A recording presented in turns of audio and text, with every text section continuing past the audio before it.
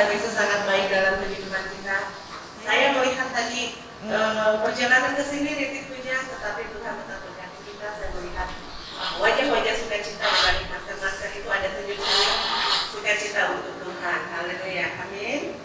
Puji Tuhan. Kita akan mulaikan ibadah kita pada pagi hari ini. Kita persiapkan hati kita. Haleluya. Kita persiapkan pikiran kita, memberikan yang terbaik buat Tuhan. Kami bersyukur atas kebaikan-Mu. Haleluya, Yesus.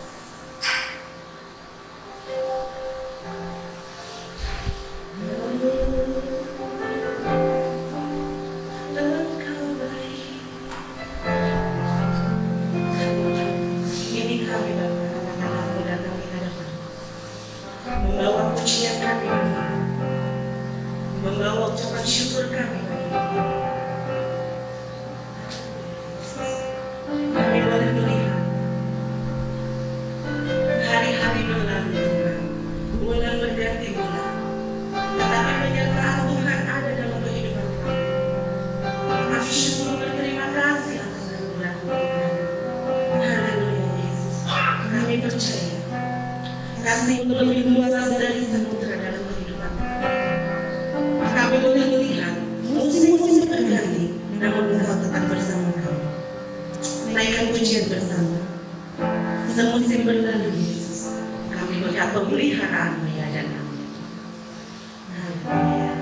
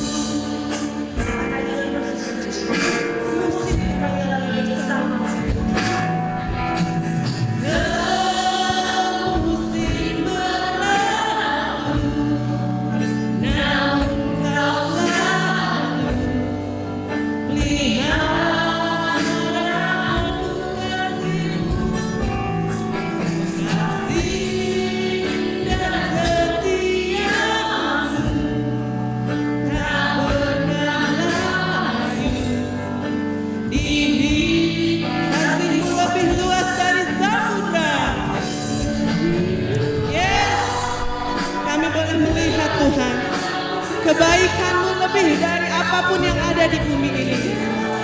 Tidak pernah terlambat, tidak pernah menjadi layu kasih-Mu Bapa. Bahkan lebih tinggi dari cakrawala, dari cakrawala. Tak terbatas kasih-Mu.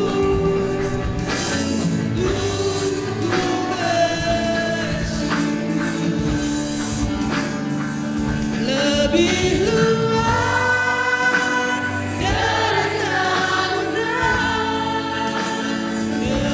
kebaikan-Mu Bapa.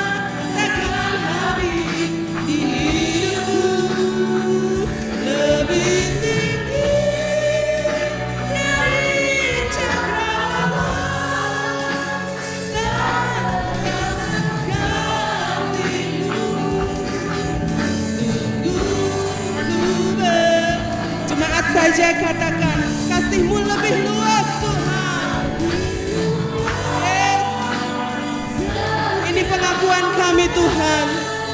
Kami melihat kasih-Mu dalam kehidupan kami.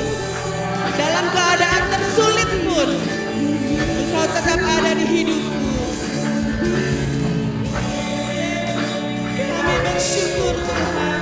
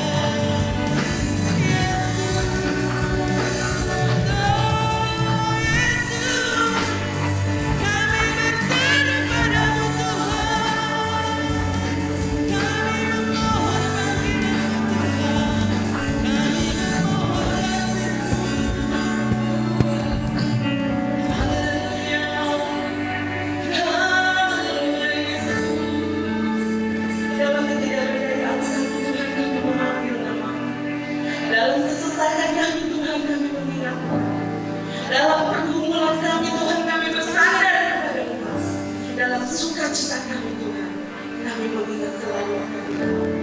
Terima kasih Tuhan untuk kesetiaan, untuk kehadiran-Mu di dalam setiap kehidupan kami. Apapun yang terjadi dalam kehidupan kami Tuhan, ajar kami mengingat akan Engkau.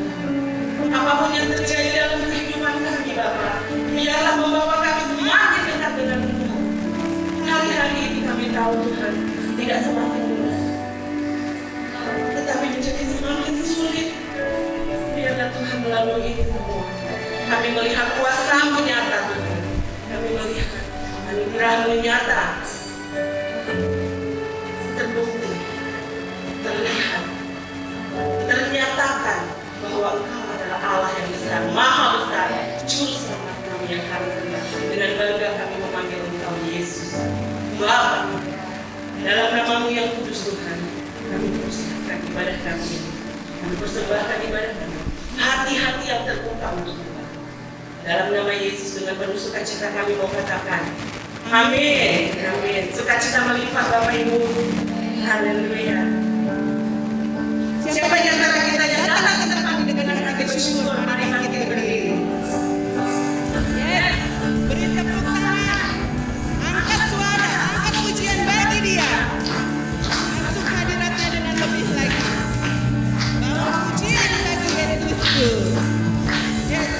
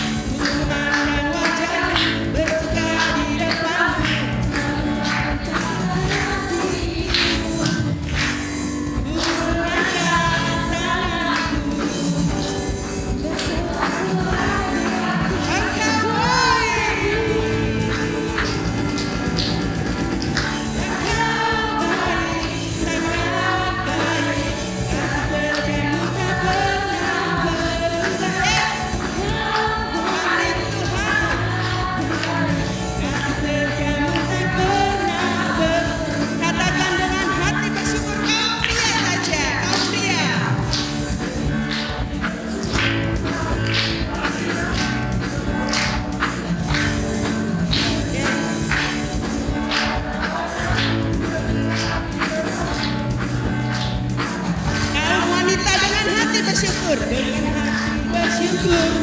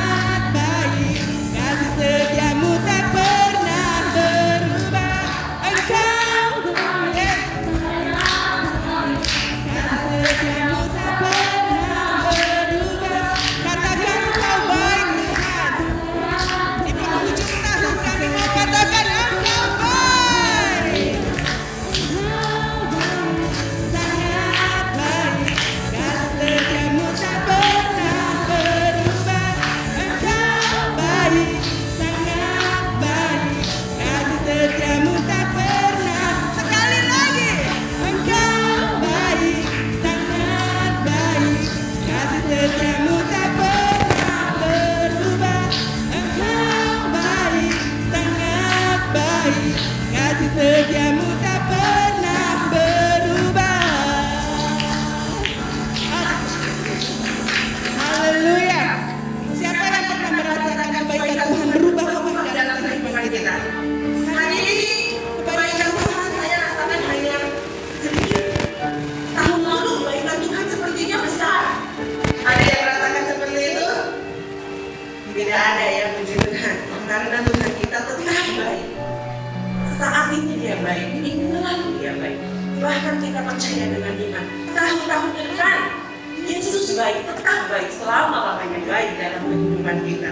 Kita sudah lalui. Saya berumur 18 tahun saat ini. Nggak percaya? Saya berumur 42 tahun saat ini. Saya melihat Tuhan sangat baik dalam kehidupan saya secara pribadi dan keluarga saya. Saya juga percaya pasti Bapak Ibu yang ada di tempat ini, yang ada di rumah, merasakan kebaikan Tuhan sungguh-sungguh luar biasa. Lebih dari yang saya rasakan. Sudah 50 tahun kah? 17 tahun kah? 20 tahun kah bersama Tuhan? Pasti kebaikan Tuhan tetap ada dalam kehidupan kita semua.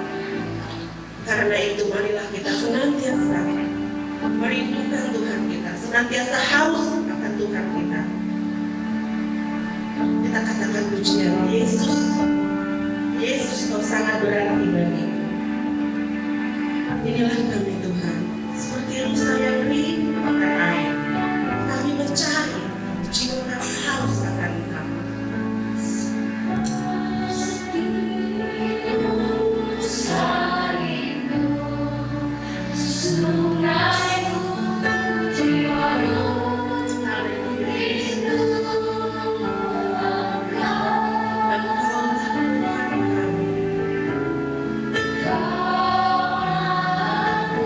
Engkaulah hasrat hati kami.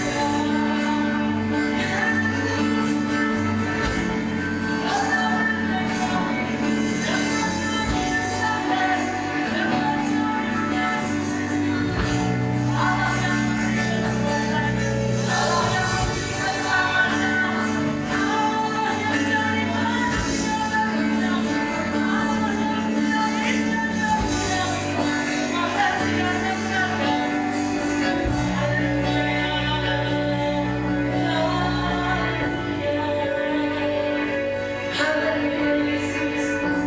Naikkan syukurmu bagi Tuhan. Di penghujung tahun ini, naikkan syukurmu bagi Tuhan. Itu berkat-berkat. Haleluya.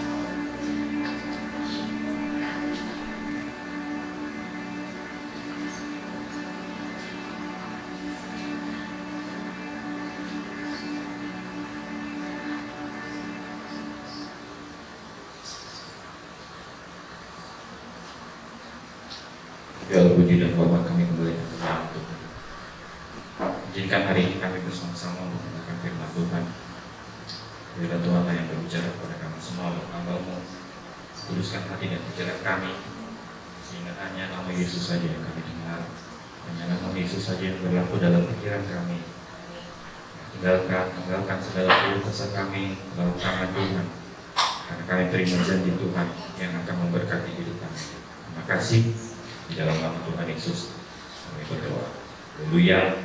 Amin. Silakan duduk Bapak Ibu Saudara. Shalom.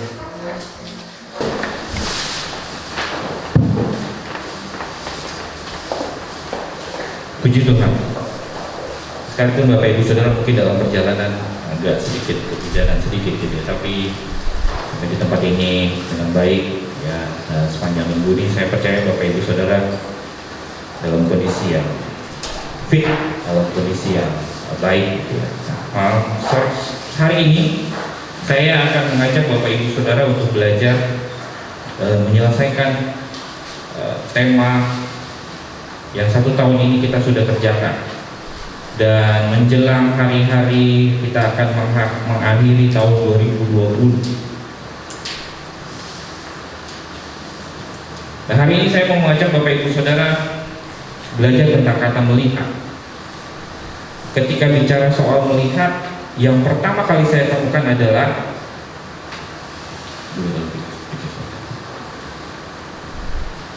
saya yakin Bapak Ibu Saudara bisa melihat, gitu ya. Bapak Ibu Saudara bisa gunakan mata Bapak Ibu Saudara bisa menggunakan panca indera Bapak Ibu Saudara untuk bisa melihat. Nah, hari ini ketika saya lihat, ternyata mata itu bisa melihat segalanya. Hanya otak akan memilih apa yang paling penting buat saya. Itu yang pertama. Saya ketemu statement ini, langsung saya menerapkan dengan pikiran saya, jangan-jangan iya ya, saya bisa melihat kok, saya yakin saya bisa melihat. Tapi ternyata ketika melihat, kita butuh bantuan otak untuk bisa melihat mana yang lebih penting yang harus digunakan buat saya. Statement yang selanjutnya, setiap orang akan menafsirkan apa yang mereka lihat beda. Orang akan melihat dan menafsirkan beda-beda. Ketika Bapak Ibu Saudara melihat sesuatu, saya melihat sesuatu, dan yang lain melihat sesuatu, maka kita sendiri-sendiri akan menafsirkan beda-beda.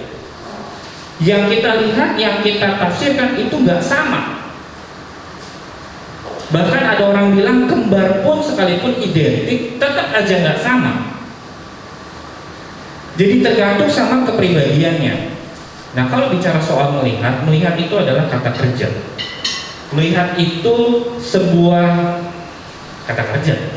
Saya yakin Bapak Ibu Saudara tahu. Melihat itu kalau dalam kamus bahasa Indonesia artinya menggunakan mata untuk memandang, memperhatikan, menonton, mengetahui, membuktikan, menilik, meramalkan, seolah-olah dalam tanda kutip. Nengok orang sakit, menjenguk, itu fungsinya mata, fungsinya melihat. Itu yang dilakukan ketika Bapak Ibu Saudara melihat. Nah, pertanyaannya adalah, ketika Bapak Ibu Saudara ketemu kalimat tanya ini, melihat lalu percaya. Lihat dulu baru percaya. Pernah nggak Bapak Ibu Saudara di dalam kekristenan ini, Bapak Ibu Saudara jadi perlu bukti dulu loh. Gak ada di antara Bapak Ibu Saudara yang saya mungkin hampir 99% yakin belum ada yang pernah ketemu Tuhan. Melihat tampangnya aja mungkin Bapak Ibu Saudara samar-samar, karena mungkin Bapak Ibu Saudara melihat lukisannya, wajahnya. Entah itu tebak-tebakan atau bagaimana. Pernah satu kali saya lihat di National Geographic, di kain turinnya yang ketemu, yang dinyatakan sebagai kain turinnya yang dipakai waktu membalut Yesus mati. Dan di print ternyata hampir 99,9 identik dengan apa yang digambarkan selama ini. Saya nggak tahu, tapi Bapak Ibu Saudara, apakah tindakan saya melihat dulu baru percaya? Ini sulit sekali untuk bisa dibuktikan dalam kehidupan kita. Saya nggak bisa jamin Bapak Ibu Saudara bisa langsung percaya tanpa melihat.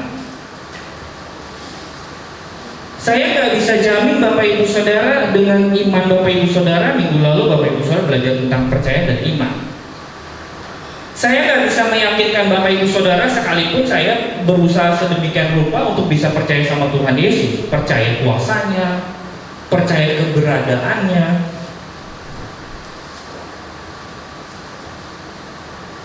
Jangan-jangan selama ini saya mau bilang dalam kehidupan kita semuanya kita perlu bukti dulu baru kita bisa percaya.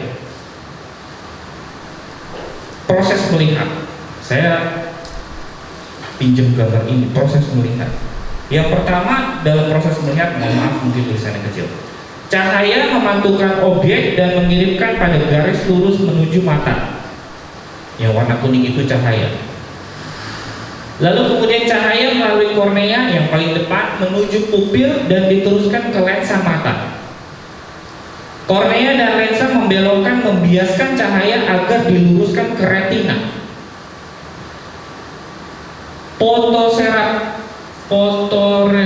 Fotoreseptor pada retina mengkonversikan cahaya menjadi gelombang elektronik. Gelombang elektronik melalui saraf optik menuju otak. Baru otak memproses sinyal-sinyal jadi sebuah bayangan, bukan sebuah objek. Jadi sebuah bayangan. Di kepala Bapak Ibu Saudara itu isinya bayangan, bukan sebuah objek. Kalau Bapak Ibu Saudara lihat saya, ini adalah bayangan yang ada di dalam otak Bapak Ibu Saudara. Dan bayangkan, ketika Bapak Ibu Saudara berupaya untuk melihat lalu percaya, bagaimana dengan sosok yang kita percaya adalah Tuhan?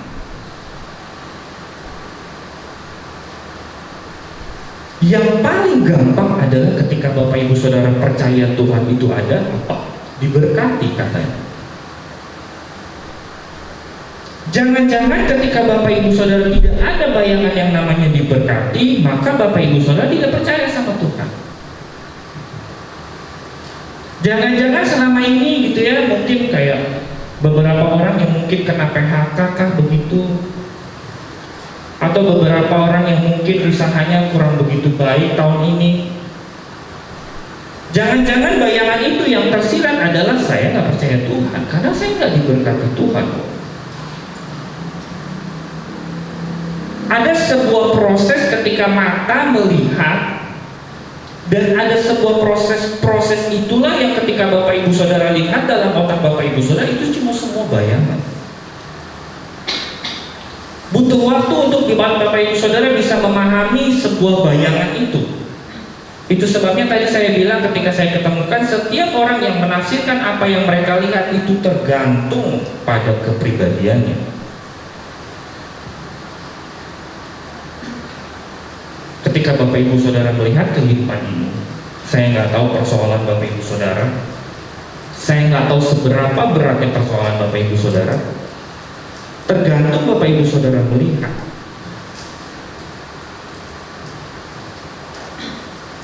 Kemarin saya pergi ke Cilegon 3 hari yang lalu kalau tidak salah, lagi di tol, pintu tol Serang Timur. Mudah-mudahan orang yang lihat. Saya naik mobil, di depan saya ada mobil warna kuning.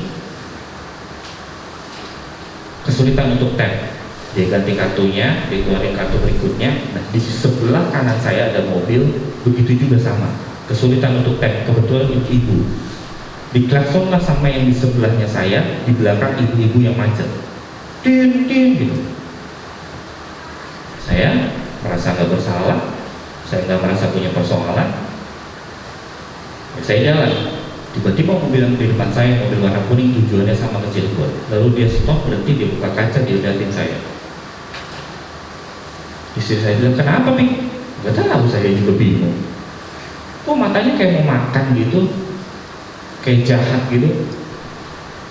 Ya udah, saya jalan, saya mau nyelip dia, mau mendahului dia nggak kasih saya jalan.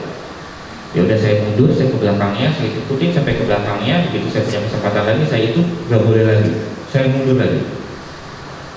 Sampai saya akhirnya dapat kesempatan jalan, lalu dia pepet saya dari belakang sampai menabrak begitu. Dia curut gitu ya. Saya kan ada mama mertua dan ada keponakan dan anak-anak di dalam mobil. Jadi hati saya dan pikiran saya lagi lemah. Saya memandang bayangan itu yang saya lihat, lalu saya sempurnakan kembali, lalu saya bisa menceritakan kepada istri saya. Oh, kemungkinan tadi saya lihat persis ada ibu-ibu warna mobilnya merah. Kalau dibandingkan dengan CCTV mungkin ingatan jangka pendek saya lebih bagus. Saya ingat kok ada ibu-ibu, dia kesulitan ngetem, belakangnya klakson, dikiranya saya ngelakson mobil kuning itu.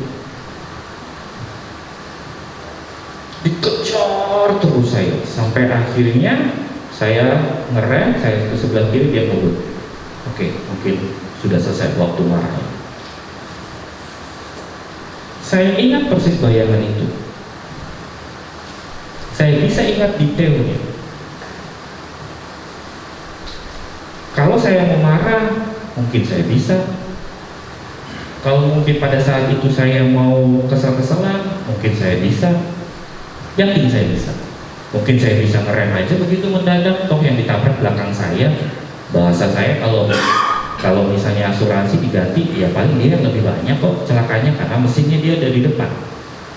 Bayangan saya, otak saya dipakai untuk berpikir bagaimana caranya untuk menghindar, bagaimana caranya untuk bertahan hidup, bagaimana caranya membela harga diri saya. Melihat itu jadi sebuah fungsi yang ketika Bapak Ibu Saudara, jangan-jangan selama ini ketika kita jadi orang Kristen, mesti melihat dulu baru percaya. Ketika Bapak Ibu Saudara punya persoalan, ketika Bapak Ibu Saudara melihat pandemi ini sebagai satu hal yang negatif, maka Bapak Ibu Saudara akan berjuang keras untuk melihat apa yang Tuhan maksudkan dalam hidup saya. Mari kita baca satu ayat. Saya mau potong-potong ayat ini. Yohanes 20 ayat 29. Kalau tidak merepotkan, saya sudah menulis dan ada di tulisan di belakang saya. Yohanes pasal 20 ayat 29. Menarik sekali. Kata Yesus kepadanya, karena engkau telah melihat aku, maka engkau percaya. Tahu kisah ini? Kalau di Alkitab Bapak Ibu Saudara, judul perikopnya apa ya? Yesus menampakkan diri kepada Thomas. Berapa tahun sih murid-muridnya ada bersama-sama dengan Yesus? Pertanyaan saya secara logika aja. Dia bisa lihat gak sih? Thomas itu murid baru atau murid lama sih masalahnya? Kalau Bapak Ibu Saudara berpikir dengan logika, siapa Thomas itu? Ya buat saya Thomas manusia yang kurang aja. Buat saya, kalau Bapak Ibu Saudara baca secara full, ya kan, kalimat awal perikopnya kayak bahasanya, kalau Bapak Ibu Saudara bahasain dengan bahasa negatif, coba Bapak Ibu Saudara baca sendiri. Yohanes 20 itu ayat yang mulai ayat yang ke 24. Ini saya bacakan saja. Bapak Ibu Saudara yang menafsirkan secara negatif, saya mau ajak Bapak Ibu Saudara berpikir negatif dulu hari ini. Tetapi Thomas, seorang dari ke-12 murid itu yang disebut Didimus, tidak ada bersama-sama mereka ketika Yesus datang di situ. Itu ketika Yesus menampakkan diri kepada murid-muridnya hari pertama. Maka kata murid-murid yang lain itu kepadanya, kami telah melihat Tuhan. Tapi Thomas bilang apa? Sebelum aku melihat bekas paku pada tangannya, dan sebelum aku mencucukkan jariku ke dalam bekas paku itu dan mencucukkan tanganku ke dalam lambungnya, no way, bahasa saya.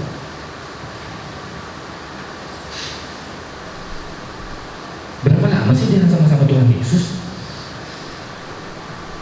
Loh, pasti dia pernah lihat waktu Yesus membangkitkan orang mati loh. Yakin saya, Thomas ini pasti lihat bagaimana proses-proses, bahkan detailnya saya rasa. Kalau saja saya yang orang biasa saja bisa melihat detail yang saya bisa ceritakan sama Bapak Ibu Saudara, apalagi Thomas yang detailnya dia tahu bagaimana Yesus menyembuhkan orang sakit. Saya yakin waktu Yesus meludah ke tanah dan mengambil itu tanah lalu diolesin ke mata orang buta itu, yakin saya tahu detailnya. Yakin saya. Tapi kenapa waktu Yesusnya yang mati, dia nggak percaya?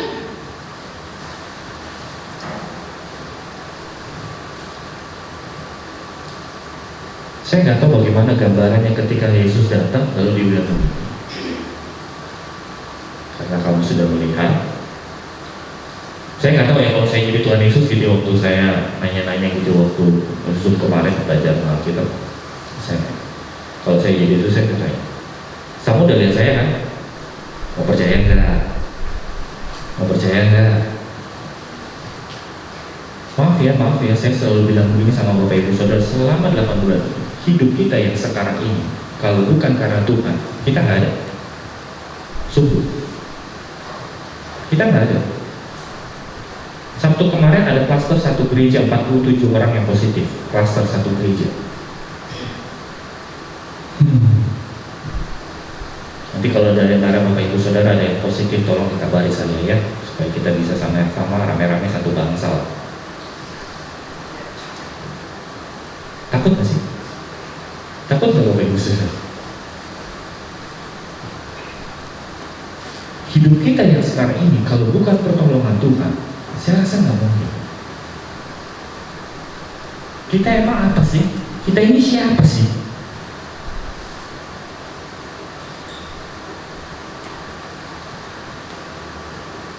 Percaya harus melihat. Nah, kalau Bapak Ibu Saudara ditanya sekarang begini, percaya harus melihat.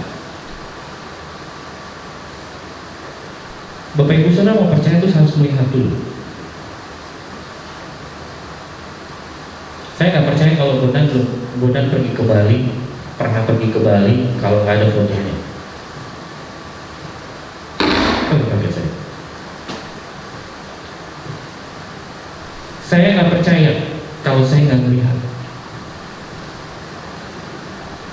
Berapa banyak di antara Bapak Ibu Saudara yang pada akhirnya menyimpulkan sebuah kalimat ini, ketika saya harus percaya, saya maunya melihat dulu.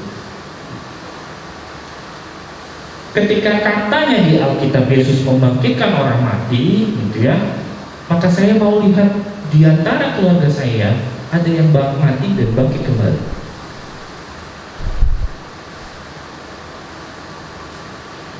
Mungkin terlalu ekstrim. Saya mau melihat ketika ada keluarga saya yang sakit, ketika waktu itu juga didoain, dia percaya kepada Tuhan, bahkan mungkin sudah diolesi minyak. Waktu itu juga spontan, waktu itu juga per detik itu juga dia sembuh. Baru saya bisa percaya.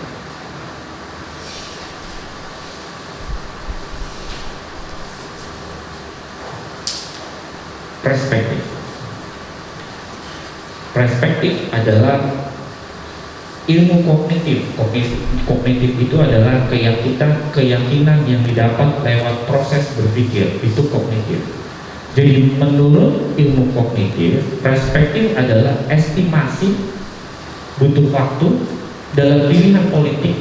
Jadi hidup ini mungkin berpolitik atas sebuah konteks atau referensi dalam memilih ideologi, pemahaman yang dianggap legitimasi itu adalah kualitas hukum yang sah lewat peradilan berdasarkan dari kodifikasi itu proses pengumpulan hukum-hukum, pengalaman, evaluasi dalam pembentukan kepercayaan yang koheren, pembandingan, paradigma, pandangan komprehensif dan kenyataan.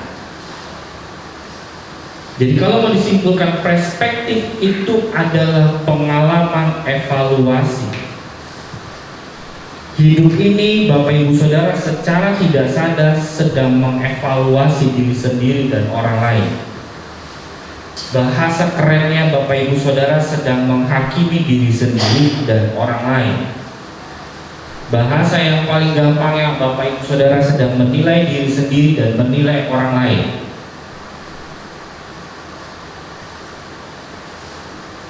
Kadang-kadang Bapak Ibu Saudara melihat sebuah perspektif, ini lampu Natal sepertinya kalau dari jauh sana itu tinggi.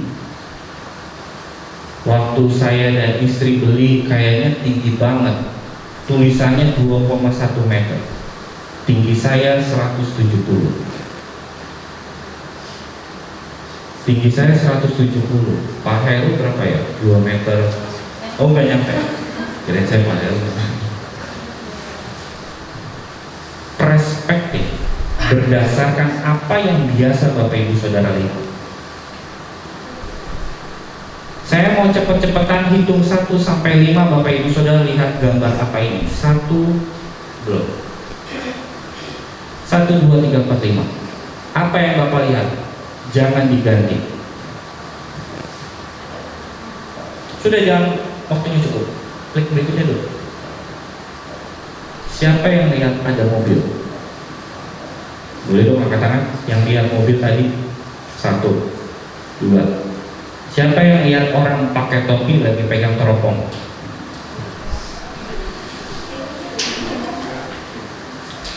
Siapa yang lihat ada huruf A? Tuh, Gusti sudah huruf A. Kita balik lagi ya.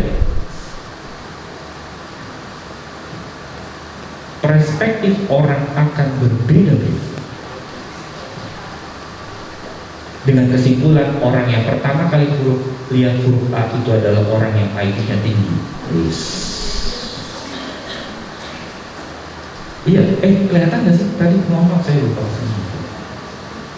Ada yang lihat itu mobil, ada yang lihat orang pakai topi lagi pegang keropong, ada yang lihat huruf A. Itulah perspektif. Bapak Ibu Saudara gunakan apa yang Bapak Ibu Saudara dapatkan di bangku sekolahan selama SD, SMP, SMA, kuliah, S1, S2, S3. Bapak Ibu Saudara akan gunakan pengalaman hidup Bapak Ibu Saudara. Bapak Ibu Saudara akan menggunakan kesaksian-kesaksian orang. Bapak Ibu Saudara akan menggunakan apa yang Bapak Ibu Saudara baca, lalu menyimpulkan dengan sebuah perspektif pandangan.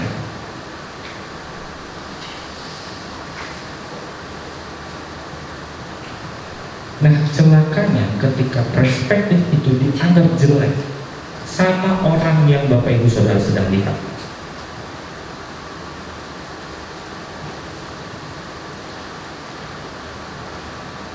Saya ketemu sebuah gambar tapi saya lupa masukin ke dalam filenya.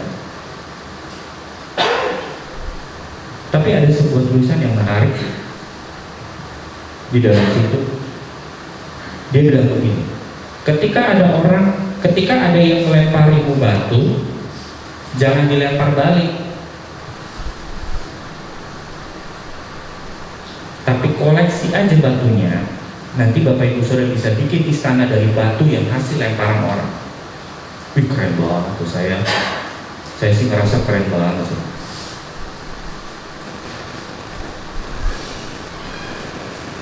Saya rasa itu keren banget sih. Sekalipun perspektif saya dan perspektif Bapak Ibu Saudara akan berbeda dengan kalimat itu. Karena kita beda budaya, karena kita beda gaya bahasa, karena kita beda kebiasaan. Perspektif itu akan berbeda-beda dari semua orang. Ada satu lagi kalimat yang menarik sekali. Siapa yang butuh perubahan? Kata kalimat itu. Semua angkat tangan. Kami butuh perubahan, kami butuh perubahan. Lalu siapa yang mau berubah? Gak ada yang angkat tangan. Siapa yang mau berubah? Gak ada yang mau berubah. Ini udah enak kok. Saya ketemu sebuah klip singkat yang menggambarkan waktu Thomas ketemu sama Tuhan Yesus. Ketika dia ngomong itu, sayangnya saya lupa nyolokin itu ke audio. Mungkin mic itu aja dideketin ke komputer.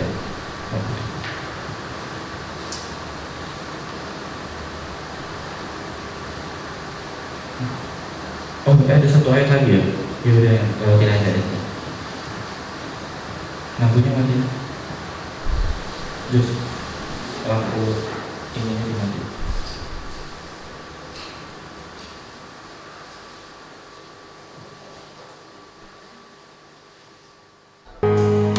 Blessed are those who've never seen, and yet they believe in me.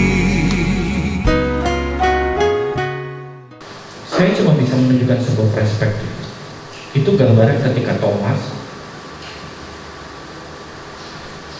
dia ngomong sebelum ada Tuhan Yesus. Waktu Tuhan Yesus datang, baru dia bisa bilang apa? Ngomong. Dia nggak bisa bilang apa-apa. Tuhan Yesus sendiri yang nantang. Kalau Bapak Ibu Saudara tadi baca di ayat yang tadi dulu boleh bisa lihat.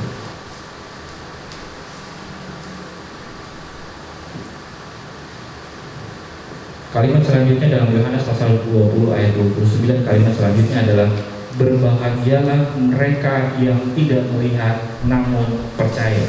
Saya bold ya. Tidak perlu melihat tapi percaya, maka disebut apa? Berbahagia. Saya nggak melihat Tuhan, tapi saya percaya Tuhan itu ada. Saya nggak melihat, sekalipun mungkin saya tidak melihat pertolongannya, dalam tanda kutip dengan perspektif saya, tapi saya tetap percaya. Itu sebabnya apa? Saya bahagia. Kan Bapak Ibu Saudara bisa bedain lah. Kadang-kadang Bapak Ibu Saudara juga suka menilai orang kan, ketika orang lagi cemberut aja, wah mungkin sakit gigi.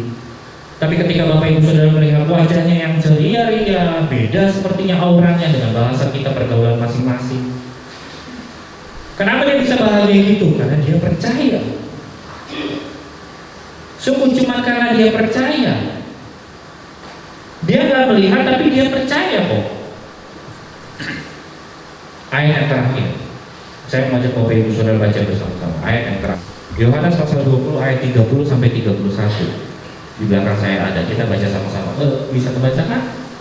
Kalau tidak bisa membaca, Bapak Ibu Saudara buka di handphone Bapak Ibu Saudara, Yohanes 20 ayat 30 sampai 31. Baik, saya tunggu. Sudah? Bisa?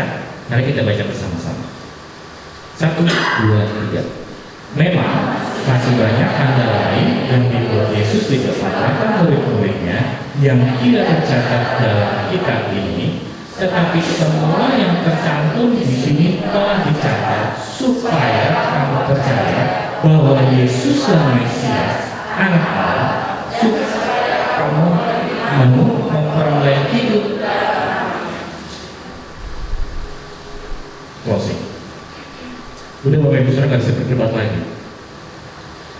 Semuanya di sini telah dicatat, semua yang tercantum di sini telah dicatat supaya kamu percaya, supaya kamu oleh imanmu yang kemarin minggu lalu kita belajar memperoleh hidup. Jadi ketika Bapak Ibu Saudara sama-sama bisa hafal, iman timbul dari pendengaran. Pendengaran akan firman Tuhan, maka Bapak Ibu Saudara akan dapat apa? Dapat hidup. Itu sebabnya Yesus waktu sebelum ada kalimat ini, mungkin Yohanes kembali baru mencatatkan ini gitu ya, dia closing dengan kalimat terakhir ini di pasal 20 ini.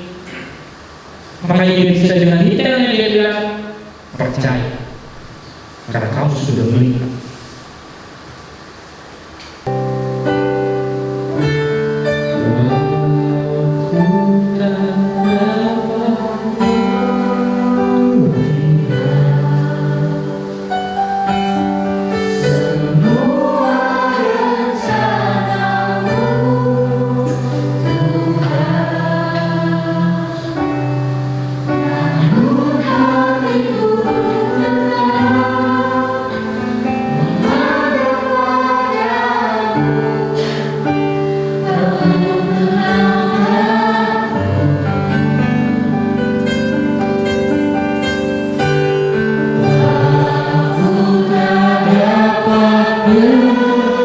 Jadi doa kita.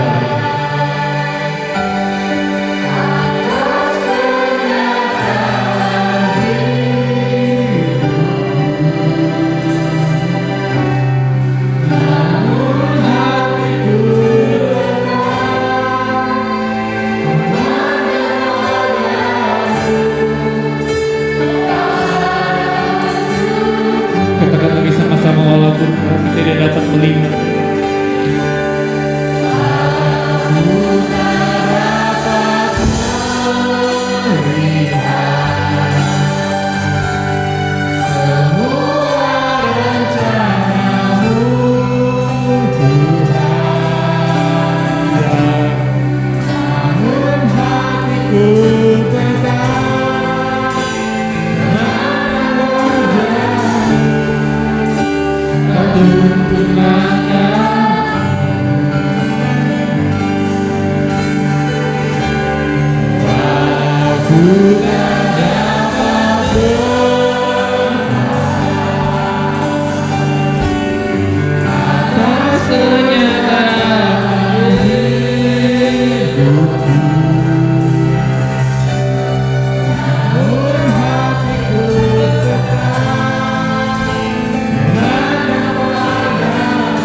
Katakan lagi sekali lagi.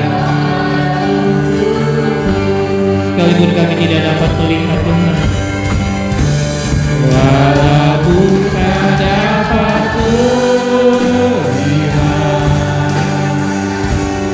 semua rencana-Mu Tuhan, namun hatiku tetap memandang padamu, Kau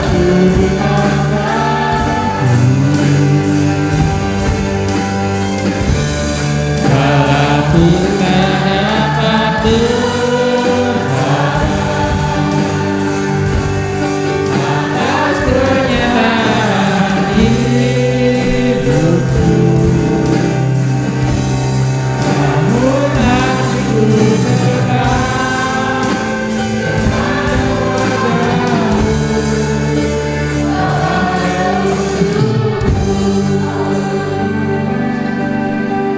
doa dan permohonan kami. Kami berserah dalam tangan Tuhan, sehingga hidup kami mempermuliakan Tuhan. Pakailah hidup kami jadi alat untuk mempermuliakan Tuhan. Segala pergumulan dan persoalan dalam kehidupan kami, kami serahkan ke dalam tangan Tuhan. Dialah Kau yang memberkati kami dan bertahan di atas hati dan pikiran kami. Terima kasih buat hari ini. Terima kasih buat firman-Mu dan pujian dan penyembahan yang kami naikkan kepada Tuhan. Mari kita sama-sama berdoa seperti Tuhan Yesus mengajarkan murid-muridnya untuk berdoa.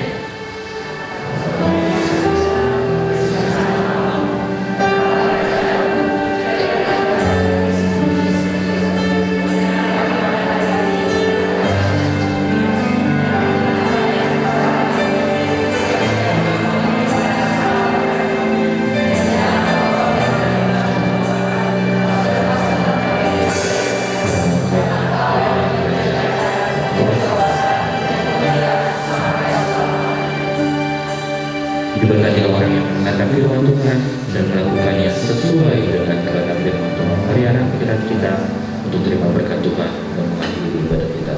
Amin. Tuhan memberkati engkau dan melindungi engkau, menyinari engkau dengan wajah-Nya dan memberi engkau kasih karunia. Tuhan menghadapkan wajah-Nya kepadamu dan memberi engkau damai sejahtera serta persekutuan dengan Roh Kudus mulai hari ini bahkan sampai